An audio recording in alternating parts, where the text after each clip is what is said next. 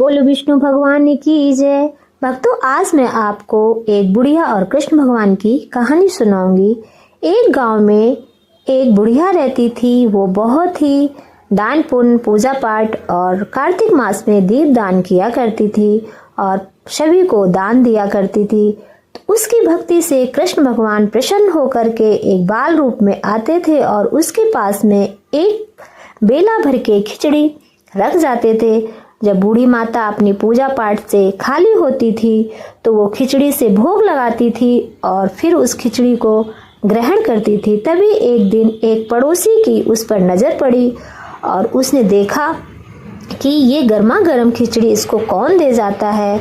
और जब उसने देखा कि अरे, इसके पास तो एक कोई छोटा बालक आता है जो इसे बेला भर के खिचड़ी दे जाता है, तो उसको बहुत तेज क्रोध आता है।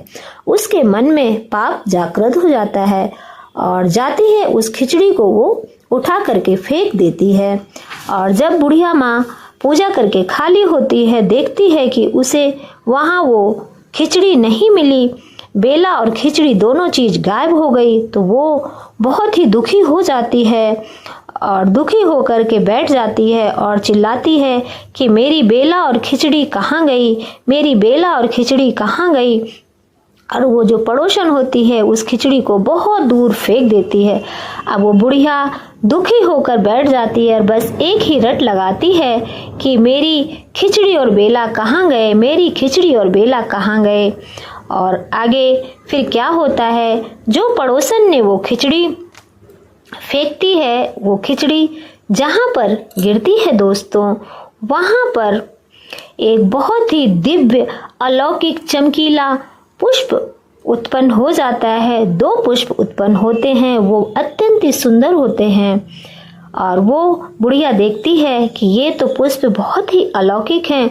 वो उनकी रात दिन सेवा करती थी, किसी को तोड़ने नहीं देती थी। तभी एक दिन वहां से राजा गुजरा और राजा की नजर उस दिव्य फूल पर पड़ी। तो राजा के मन में विचार आया कि मैं इस पुष्प को तोड़ लूं और रानी को दूंगा तो रानी बहुत प्रसन्न होगी। और उसने उस फूल को तोड़ लिया। तोड़ने के बाद वो पुष्प उसने रानी को दिया और रानी ने जब उस पुष्प को सूंघ लिया तभी वो रानी गर्भवती हो गई। वो पुष्प की सुगंध से इतनी मोहित हो गई, उसे इतना पसंद आया और वो रानी गर्भवती हो गई।